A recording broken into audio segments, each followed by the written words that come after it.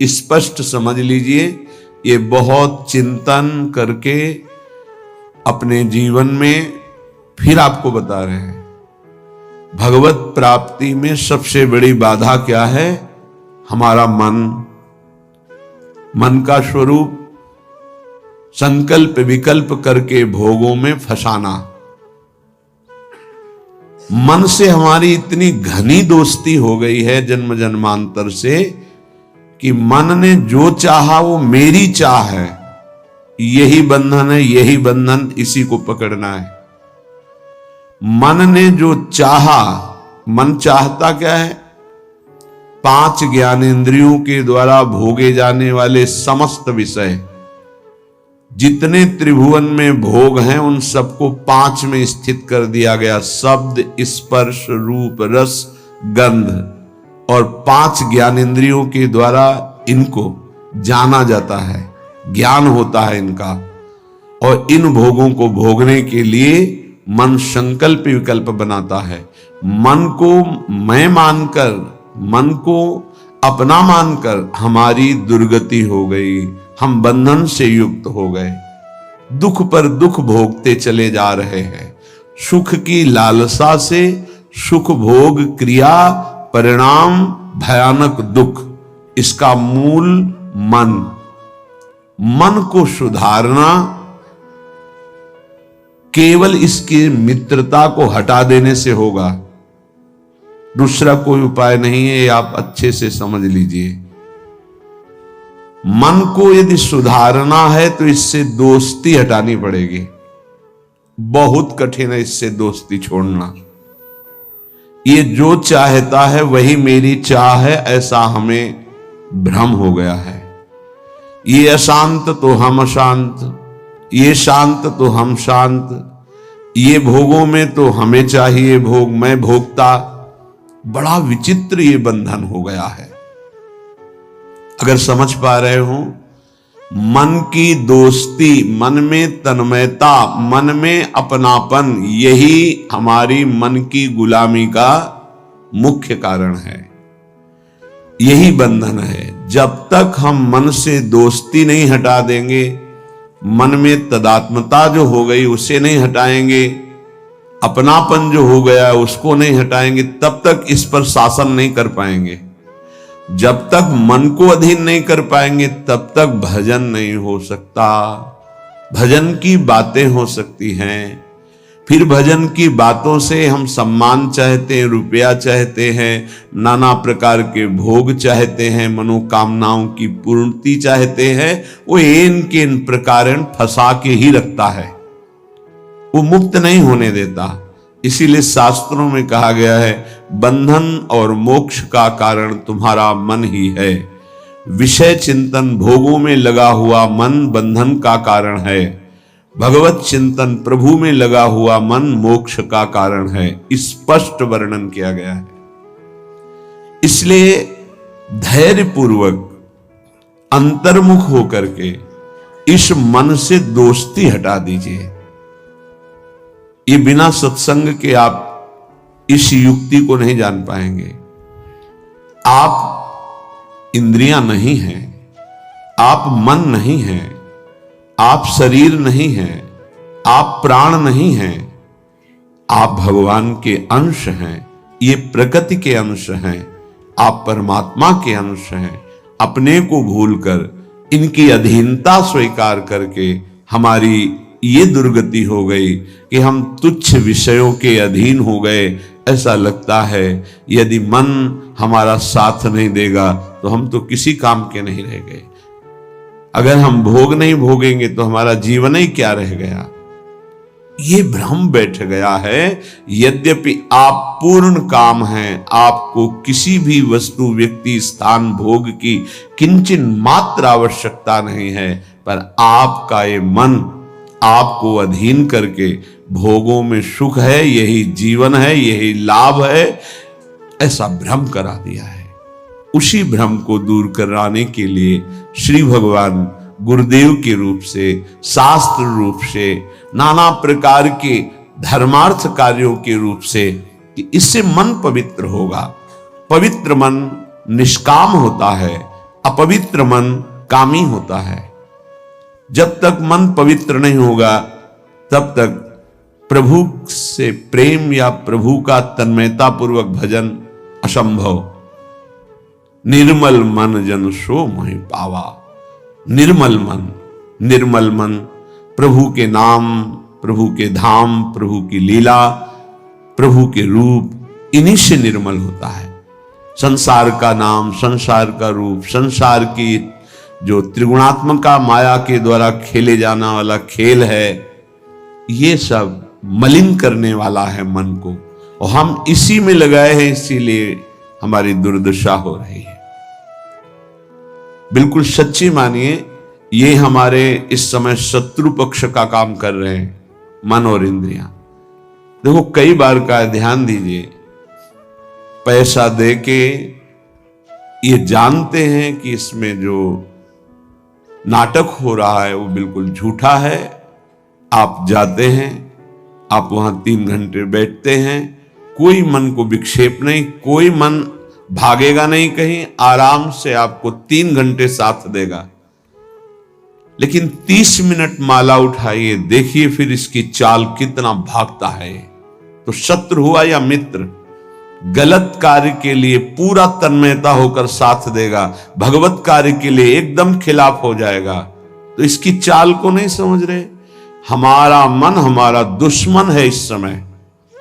इससे हमारी मित्रता का मतलब है बंधन, मित्रता का मतलब है सर्वनाश। बहुत बहुत सावधानी की जरूरत है। ये मन 5 मिनट ऐसी चेष्टा करा देगा, आजीवन कारावास। कुछ क्षण ऐसी चेष्टा करा देगा, फांसी की सजा। कुछ क्षण ऐसे पाप करा देगा, नहीं कोई जानेगा, तो अंदर से भयानक रोगों की उत्पत्ति, अशांति, हृदय का हर समय दाह युक्त होकर जलना, बहुत प्रकार से कष्ट ही कष्ट देने वाला है। दुख योनयः, इससे दुख ही प्रकट होता है। इसलिए उपासक अपने आप को और मन को अलग करना सीखे। मन की मांग जो सही है वो पास कर दीजिए, जो गलत है उसको ना कर दीजिए, और बहुत जोर से ना कीजिए। नहीं नहीं नहीं, 1000 बार वो आपके सामने पेश करेगा, बड़ा सुख मिलेगा। नहीं, पर हम अंदर से कहीं ना कहीं टूट चुके हैं, हार चुके हैं। तो हमें लगता है कि यदि हम मन का साथ नहीं देंगे तो हाँ, ये हमको जलाएगा, ये हमको परेशान करेगा, और वो मैं सह नहीं सकता।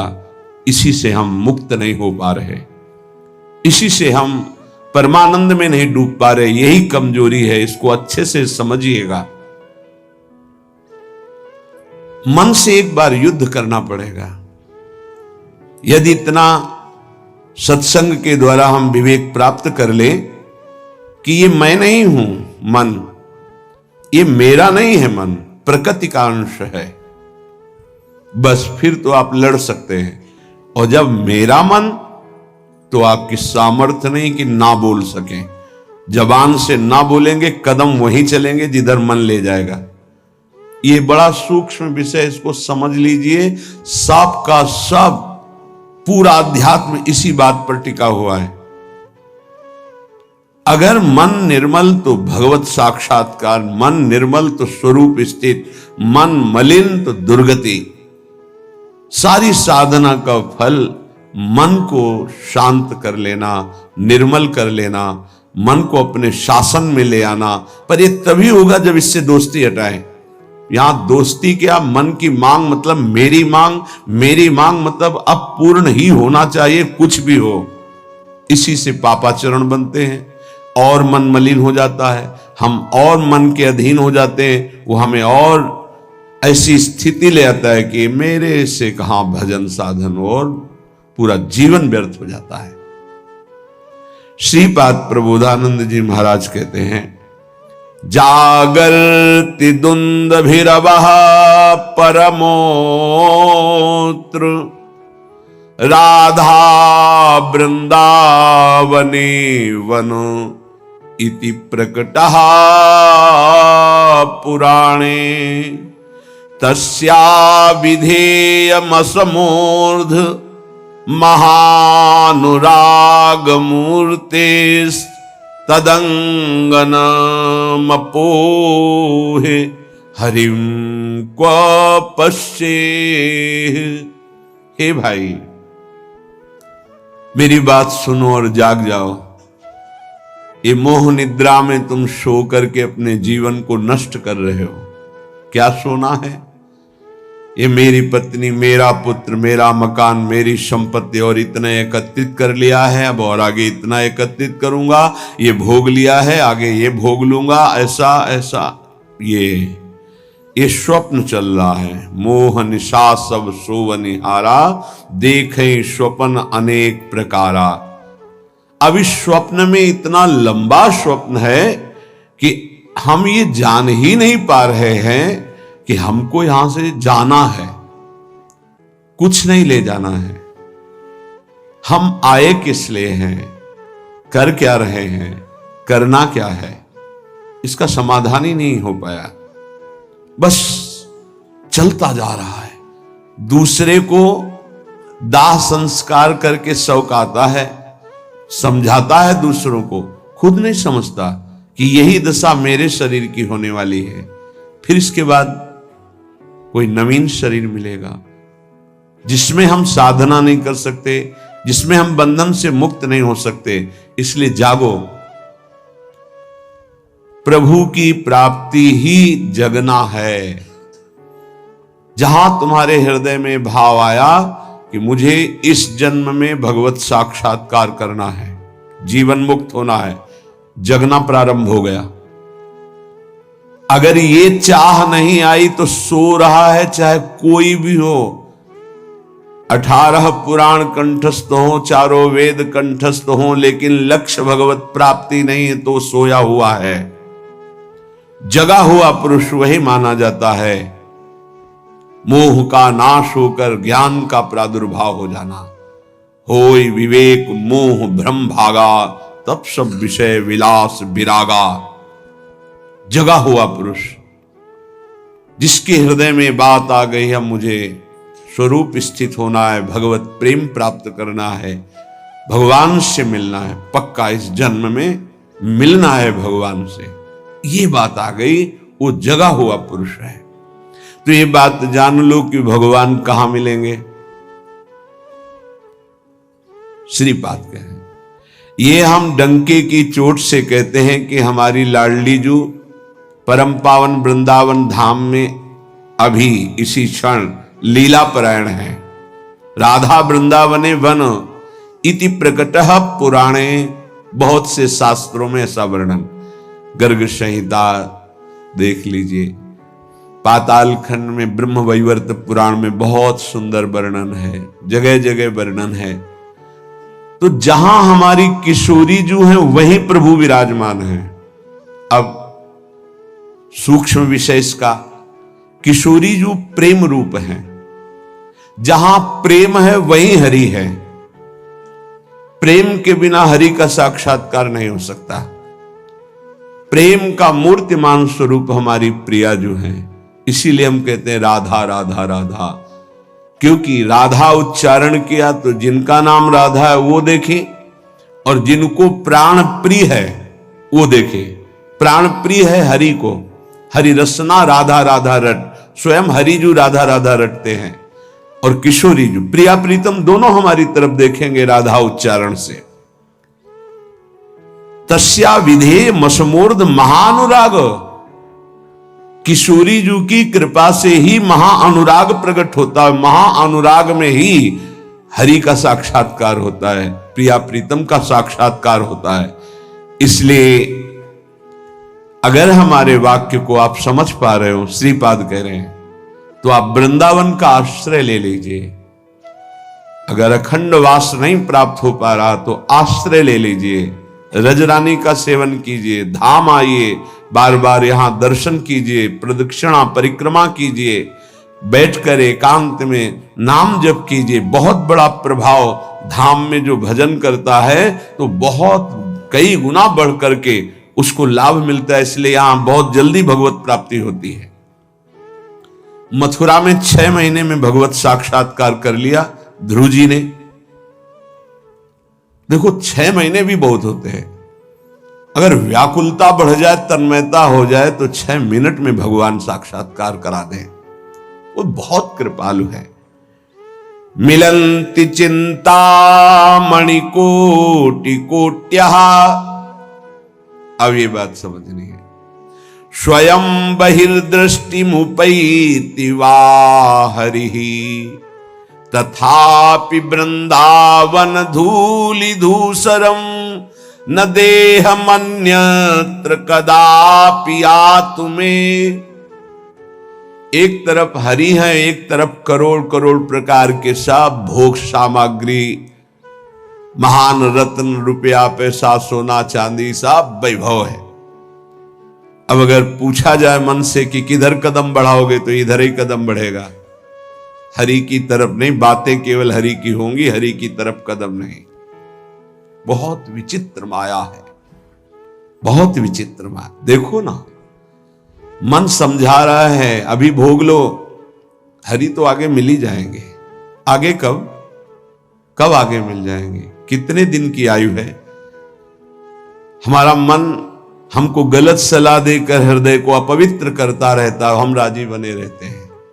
बड़ा धोखा हो रहा है, हम अपने साथ धोखा कर रहे हैं। पक्का समझो, केवल हरि प्राप्ति के लिए हम यहां आए हैं।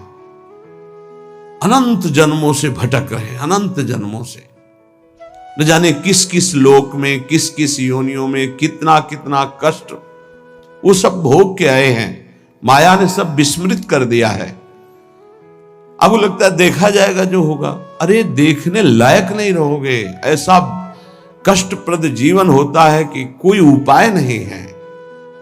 अन्य योनियों में कोई उपाय नहीं है। बहुत कष्टप्रद जीवन। देखो ना जीवों के साथ कैसा बर्ताव कर रहे हैं मनुष्य शरीर धारण करके। पता नहीं उनको कि यही दुर्गति उनकी होनी है।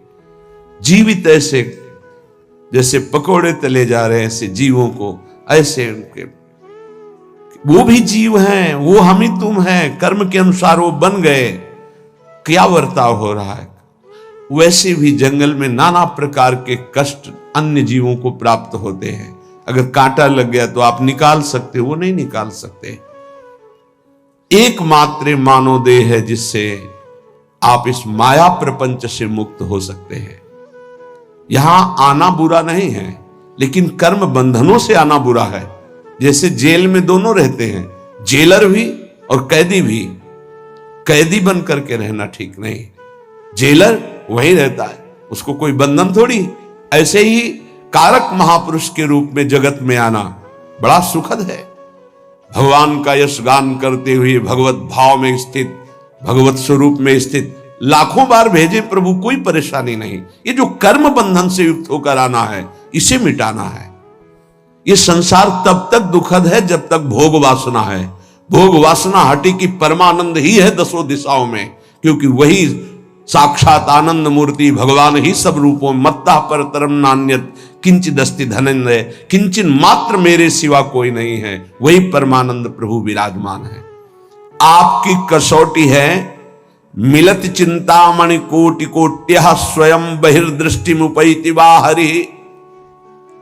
एक तरफ हरि है, एक तरफ नाना प्रकार के रत्न भोग सामग्री हैं। तुम्हारा मन उधर आकर्षित होगा, लेकिन तुम्हें उधर नहीं जाना, हरि की तरफ बढ़ाना है कदम।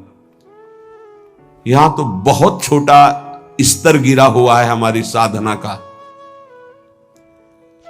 अगर हमारे मनोनुकूल भोजन मिल गया तो प्रभु को भूल जाएंगे और उसका स्वाद लेने में हम समय अपना नष्ट कर देंगे। एक रसेंद्री का विषय, ऐसे हर इंद्री का विषय आप देख लीजिए। आपके मनोनुकूल कोई गाना, कोई नाटक, कोई सिनेमा, कोई आप देख लीजिए, प्रभु को भूल जाएंगे आप उस समय, और उस पे आपका मन तन्मय हो जाएगा। कितनी छोटी गिरी हुई स्थिति है। त्रिभुवन का कोई भी आकर्षण हमारा नाम न छुटवा पावे, भगवत स्मृति न छुटवा पावे, तब तो साधना मानी जाएगी। बिल्कुल सावधान। श्रीधाम वृंदावन का जो वास है, आश्रय है, ये बहुत जोर का है। आश्रय से ही भगवत प्राप्ति हो जाएगी अगर दृढ़ निष्ठा आ जाए। कोटि कोटि चिंतामणि रत्न आदि आपको प्राप्त हो तो भी तुम आश्रय मत छोड़ना, प्रभु का, वृंदावन का, धाम का। पहली बात तो ये भगवत आश्रय कहीं भी रहोगे तो ये धाम आपको अपनी महिमा प्रकाशित कर देगा। कहीं भी आश्रय पक्का होना चाहिए। आश्रित हृदय वृंदावन का कैसा होता है कि जहां उसको अपने व्यवहार कार्य से फुर्सत मिली भागा, जैसे कोई अपने घर को भागता है छुट्टी मिलने पर, ऐसे श्रीधाम भाग के आया। उससे कोई कहे अमुक जगह चलो बहुत सुंदर वहां शोभा है प्रकृति की, वो नहीं जाएगा।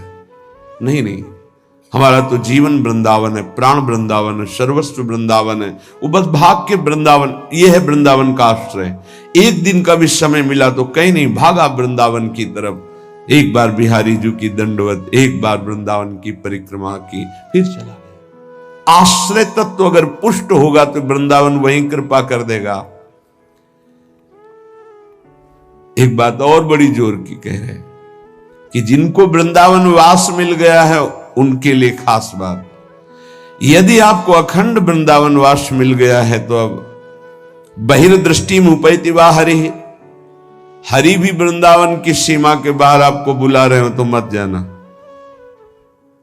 जैसा श्रीपाद श्लोक में लिख रहे हैं, श्री भट्ट देवाचार्य जी उसे पद में लिख रहे हैं, विपिन राज सीमा के बाहर हरिहू को न निहार, रे मन वृंदा विपिन निहार। यद्यपि मिले कोटि चिंतामणि तऊ न हाथ पसार। बिल्कुल उसी की टीका है मानो। जय श्री भट्ट धूलि धूसरतन यह आशा और, तथापि वृंदावन धूलि धूसरम न देह मन्यत्र कदापि आतु में। वृंदावन की रज से सना हुआ हमारा शरीर और अंतिम श्वास यही पूरी हो राधा, वो बात बन गई जो बड़ी बड़ी साधना से नहीं बनती, बड़ी बड़ी साधना से। अंदर की खास बात है अपने को भूल जाना और प्रभु के चिंतन में तन्मय हो जाना, यह भक्ति का लक्षण है। सब कुछ भूल जाना, अपने स्वरूप में स्थित हो जाना, यह ज्ञान का है। इसके अलावा भगवान की माया का प्रभाव है। बड़ी विडंबना है, भगवान की कृपा से जब कोई साधन बनता है तो हम भगवान की कृपा ना कह करके, भगवान की कृपा ना मान करके हम उसमें अपना अहम आरोपित कर लेते हैं। इसलिए हमारी साधना बाधित हो जाती है और हम विक्षिप्त हो जाते हैं, विक्षेप पड़ जाता है साधना में। किसी के मुख से सुन रहे थे कि मैं केवल प्रवचन नहीं कर रहा हूं, इतना समय हो गया, ये नहीं खाया, ये नहीं पिया, ऐसा, ये त्याग। अरे ये सब देहाभिमान के अंतर्गत है, इसका कोई महत्व नहीं है। मछली जल में रह करके पूरा जीवन व्यतीत करती है केवल जल पी करके, केचुआ केवल मिट्टी खा के रहता है, कितने पंछी केवल फल खा के रहते हैं। क्या भगवत प्राप्ति हो जाती है क्या? ये साधन देह विस्मृत करने के लिए है कि जो कुछ मिला थोड़ा डाल दिया, बस नाम चिंतन, भगवत चिंतन। चिंतन इस बात का कि एक एक दिन हम प्लस जोड़ रहे हैं कि ये नहीं खाया, ये नहीं पिया, ये नहीं त्याग, ये तो प्राकृतिक क्रिया है, इसका कोई महत्व है क्या? देह धर्म से युक्त होकर, देहाभिमान से युक्त होकर ऐसी चेष्टाओं में साधक उन्नति नहीं प्राप्त करता, गर्व करता है और पतन हो जाता है। महाराज ययाति का सुकृत नष्ट नहीं हो रहा था, बड़े समय से उत्तम लोकों में विमानों से घूम रहे थे। देवराज इंद्र ने एक बार उनको बुलाया, महाराज आपने कौन सा सुकृत किया कि आपके दिव्य लोक सुरक्षित हैं, अर्थात आपका पतन नहीं हो रहा, आपके पुण्य नष्ट नहीं हो रहे। तो सभा में जब ऐसा पूछा तो अहम उदित हो गया। महाभारत में भगवान व्यास देव जी वर्णन करते हैं, उन्होंने कहा ना कोई ऐसा हुआ है, ना है, ना आगे होगा। जैसा मैंने दान किया तप किया, सुकृत किए, बस ऐसा निकलना था कि सारे सुकृत भस्म हो गए।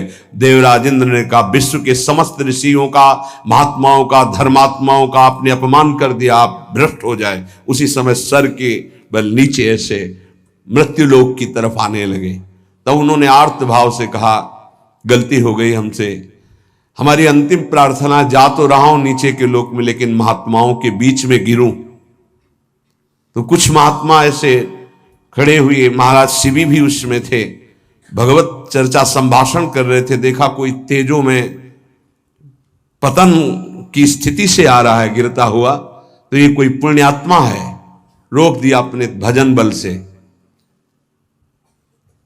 जब ये जाना कि ये तो महाराज ये आती है, सारे सुकृत अपने दे दिए, तत्काल ऊपर से ऊपर चले गए। भजन का एक बल है, वो बल भगवान की कृपा से जुड़ा होना चाहिए। अगर अहम से जुड़ गया तो पतन होने में देर नहीं लगती। इस बात में साधक बहुत सावधान रहे। प्रायः ये अहम घूम करके ऐसे आ जाता, ऐसे शब्द साफ संतों की अवहेलना हो रही थी उनके मुख से, साफ संतों की। ऐसा कोई कर सकता है जैसा मैं कर रहा हूं? मैं कुछ नहीं है। ये खाना पीना, लेना देना, उठना बैठना, ये एक प्राकृतिक चेष्टाएं हैं। इनसे किसी की महात्मा स्थिति नहीं जानी जाती। महात्मा स्थिति हृदय की होती है, जो समस्त द्वंद्वों पर विजय प्राप्त कर चुका है, जो देहाभिमान रहित हो चुका है, जो तीनों शरीरों के राग का त्यागी, उसे महात्मा कहते हैं। बड़ा सूक्ष्म विषय अध्यात्म, इसीलिए कह रहे अध्यात्म को समझने की जिज्ञासा करने वाला कोई लाखों में एक होता है, और अध्यात्म की जिज्ञासा पूर्ण करने वाला कोई करोड़ों में एक होता है। आप शास्त्रों में पढ़ के देखिए, हजारों जन्मों की पुण्य एकत्रित होते तब मुमुक्षुता जागृत होती, मैं मुक्त होना चाहता हूं। अरे भगवान की कृपा से कोई साधन बन जाए तो दैन्य हो जाओ कि भगवान ने साधना करवा दी। कृपयतु मयि वृंदारण्य राज्ञी मनाग, प्रतिबहुल कृपारुष्णेह भाराद्रुदश्रु, फलतु तदनुकंपा कल्पवल्ली, फलम त्वत् भूतो मदिवसतिर्मे तत्प्रियारामशीम्नि।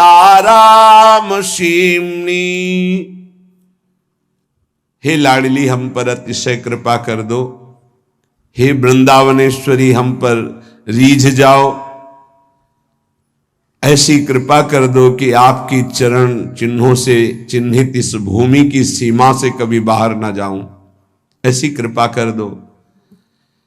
हे करुणामयी कल्पलता स्वरूप, कल्पलता कल्पतरु, जो इच्छा करो प्राप्त। मेरी इच्छा यही है, ये इच्छा मेरी फलीभूत हो जाए कि मैं कभी वृंदावन की सीमा से बाहर न जाऊं।